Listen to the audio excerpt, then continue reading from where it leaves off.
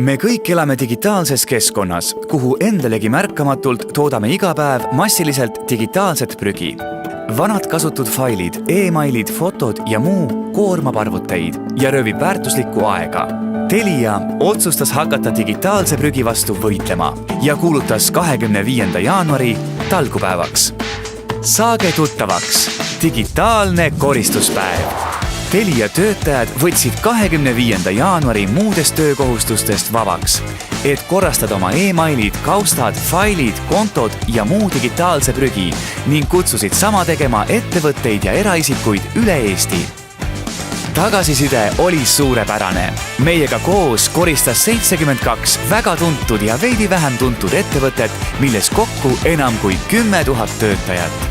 Lisaks liitusid aktsiooniga 2327 eraisikut.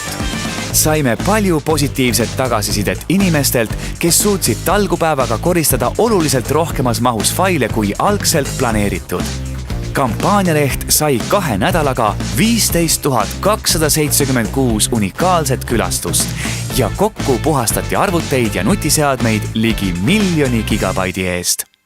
Seeläbi muutusid kõigi osalejate seadmed kiiremaks ning töö ja eraelu sujuvamaks. Võidame kõik juba lähikuudel 100 tunde. Järgmisel aastal digitaalsel koristuspäeval kohtume!